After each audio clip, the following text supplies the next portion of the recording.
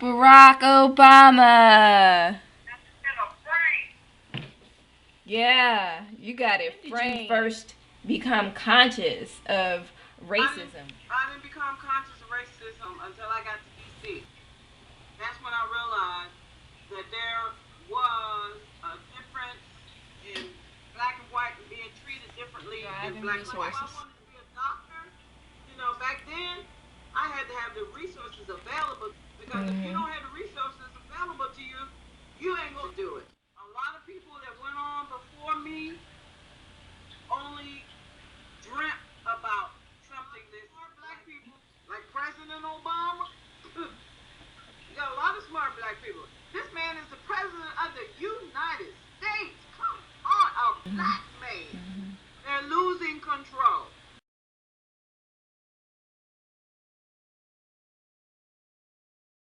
It's not just a black thing.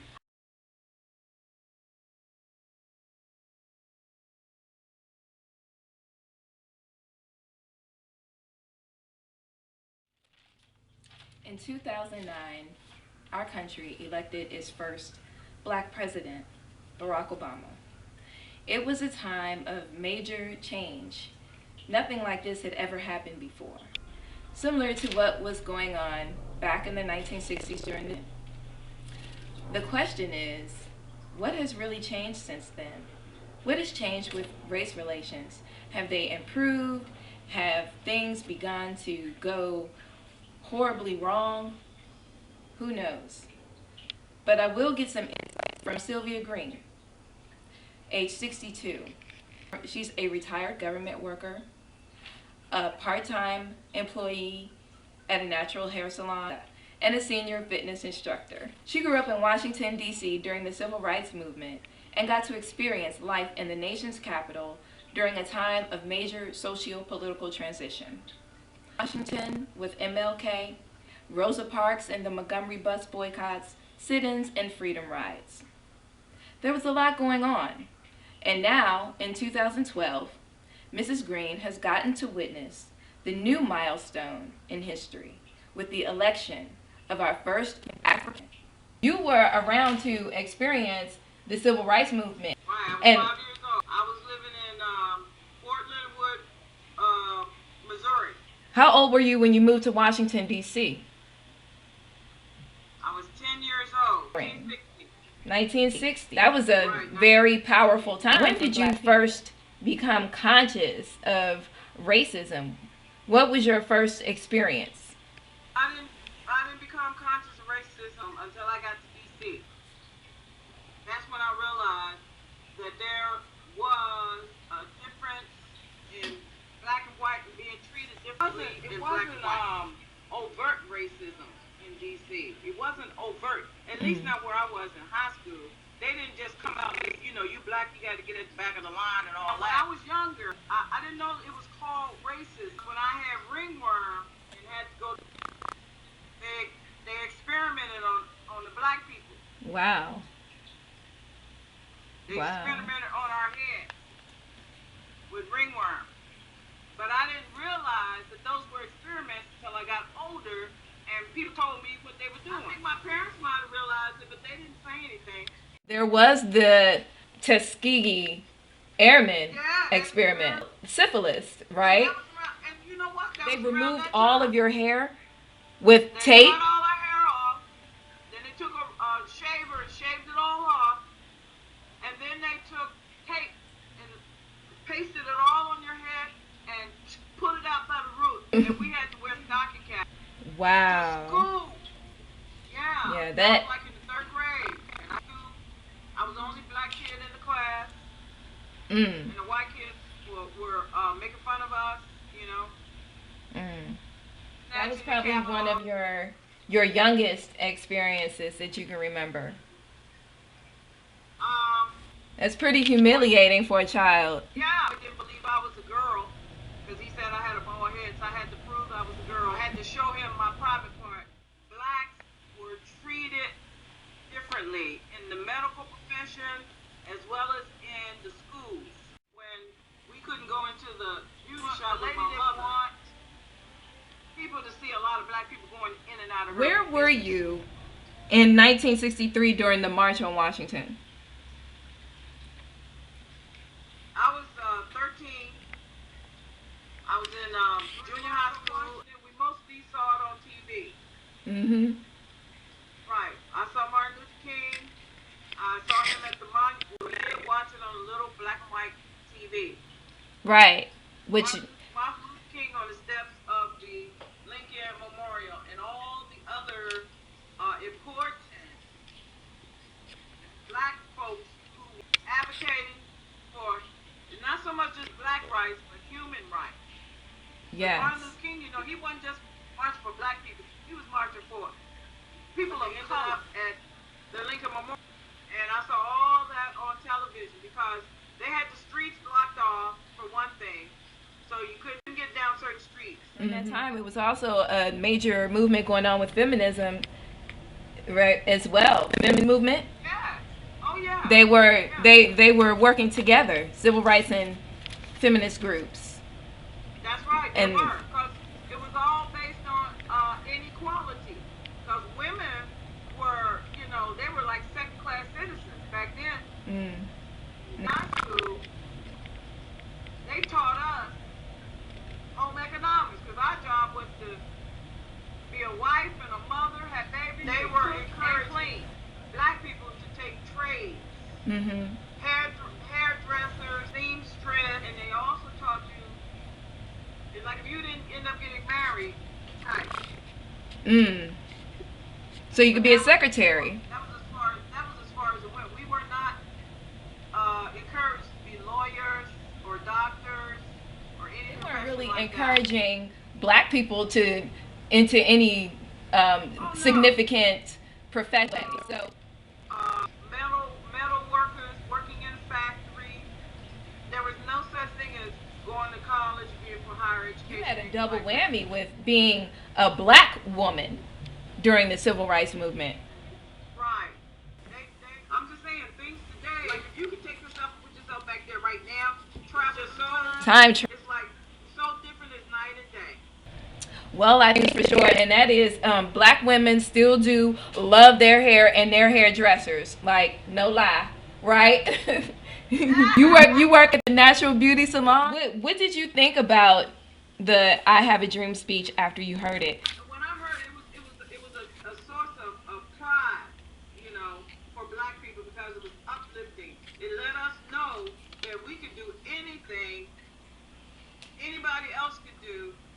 Okay, we can do anything that our black people, if we have the drive, and if we have the resources. That's what it all boils down to, is having the resources, and that's the way it was for black people for so long. We didn't have the resources to do the kinds of things that the young people have today, and the blacks who have risen above, you know, the laborer, you know, occupations. It's because of the affirmative action, okay? Because of that, because of some people who were just who just gave us a chance, gave us the opportunity. You know what I'm saying? Yeah, and that chance brought about opportunity in Barack Obama. So what was your thought? What was your first thought when you found out that an African American man had run for president and won in the United States of America? Couldn't believe it. I'm telling you, that was like, what? He would be like, he wouldn't believe it. It's almost unbelievable that this has happened because, you know, it's just amazing.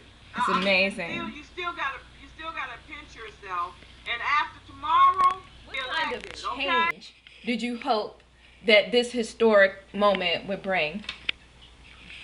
Oh, the kind of changes that I see right now. Black people are looked at a whole lot differently. That's what I'm saying. If you look at TV now, you see more black newscasters, more black professors, professionals, political analysts, people that you never even heard of. Black talking about a black. Politics wasn't something that you were into before Barack Obama came along. I never got into politics, got well versed in politics, and could talk intelligently about politics until Barack Obama became president. So this helped to raise your awareness and your consciousness level. The election. My consciousness, my awareness. Oh yes.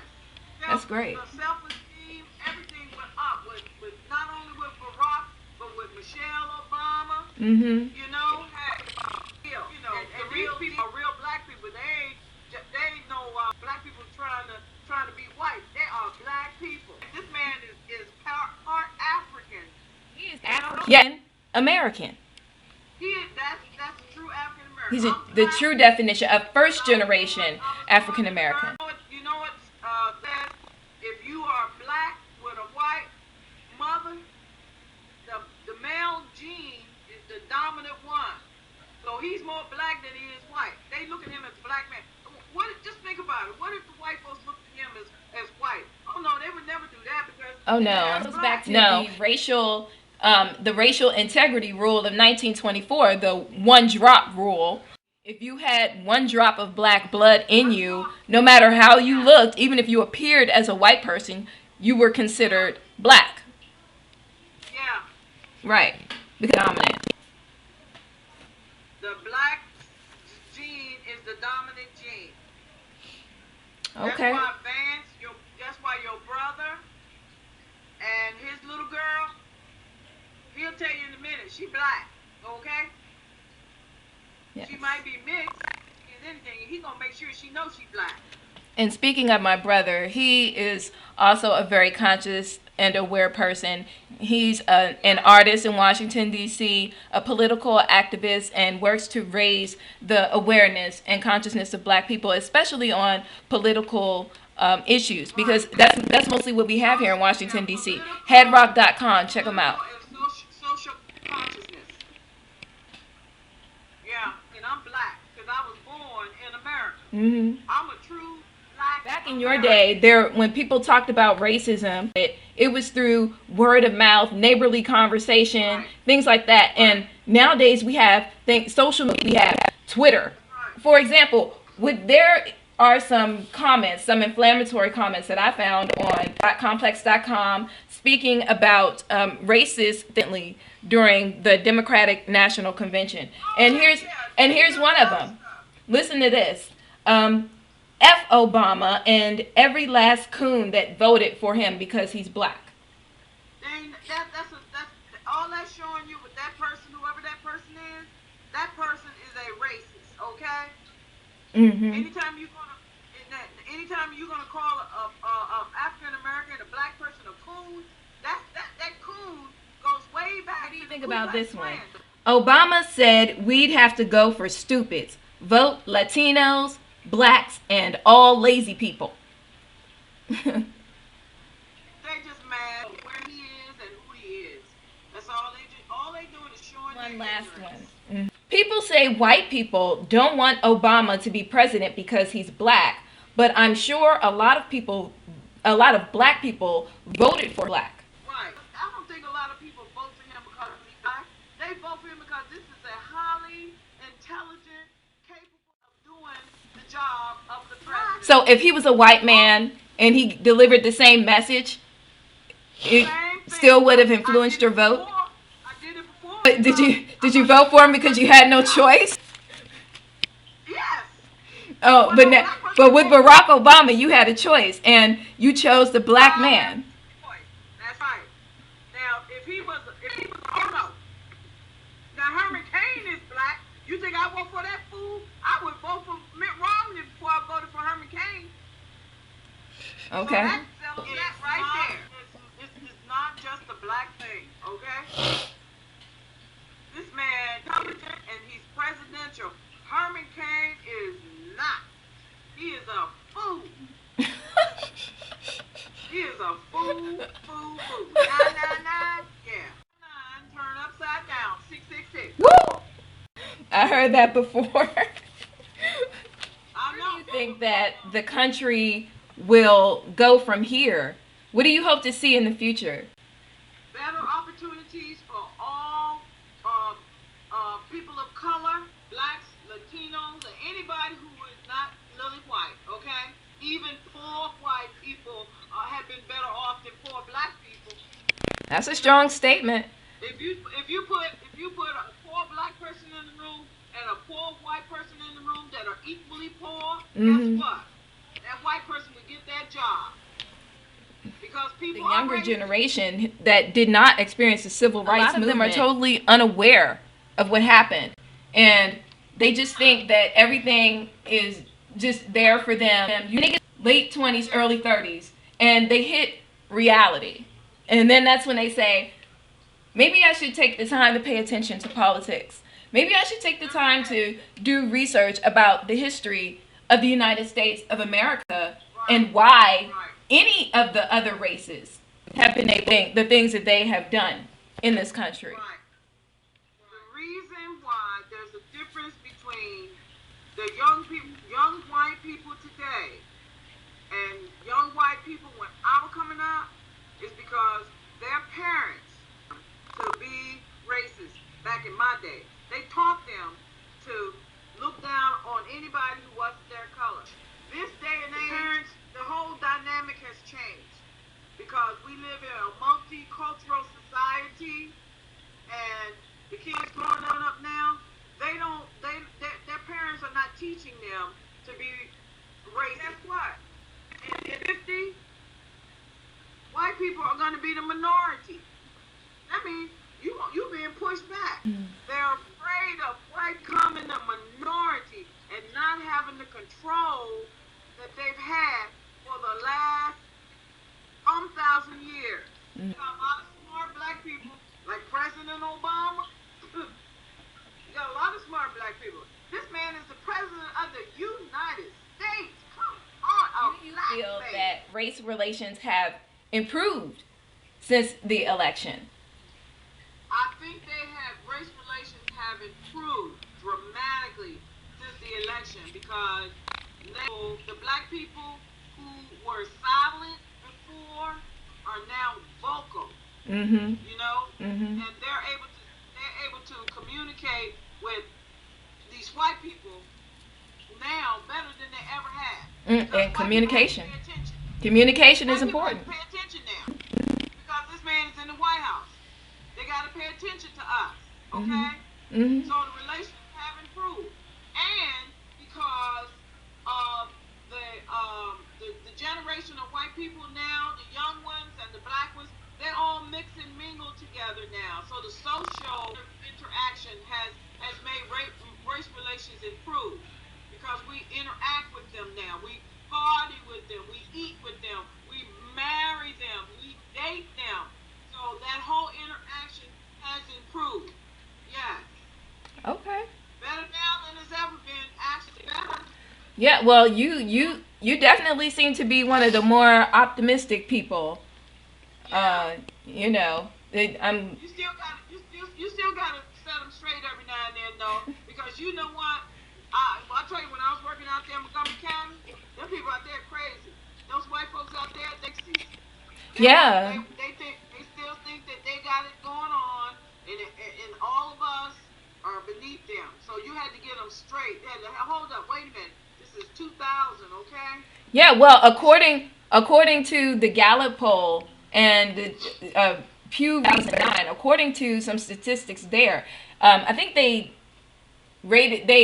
got about 50 cents. What did it say?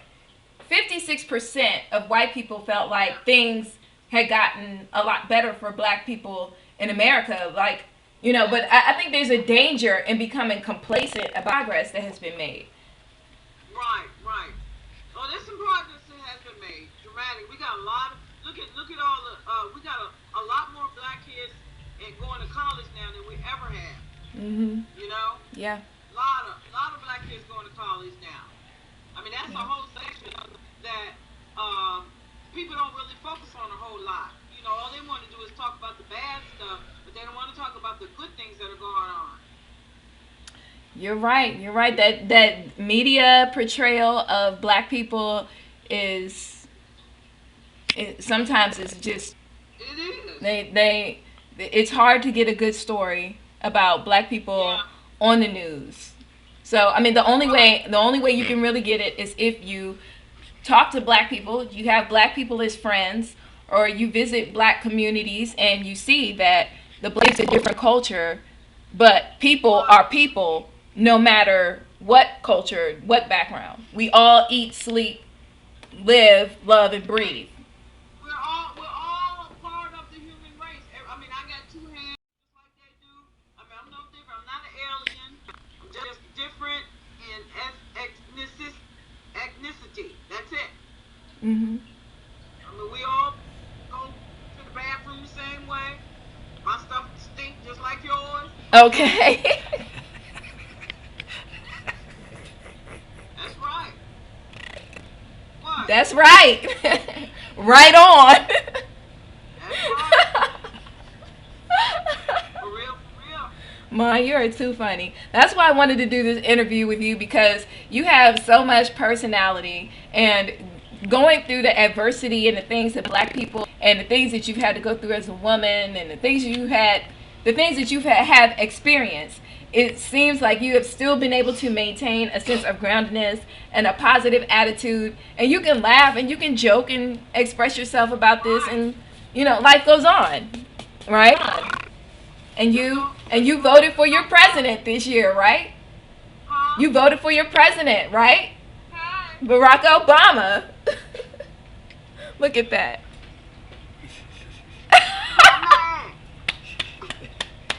I'm gonna get that for her. She gonna have a Barack Obama limited edition portrait chain, gold joint.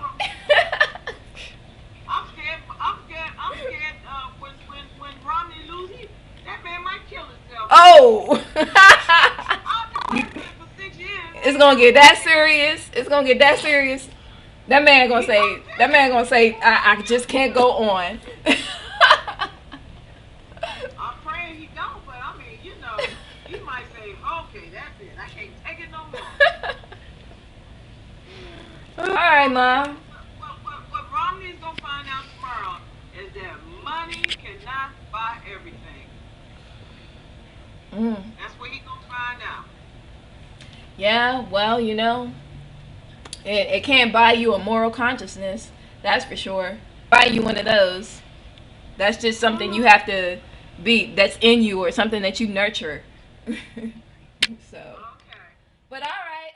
Anytime you got any questions about history before you were born, bring a ling on the ting-a-ling.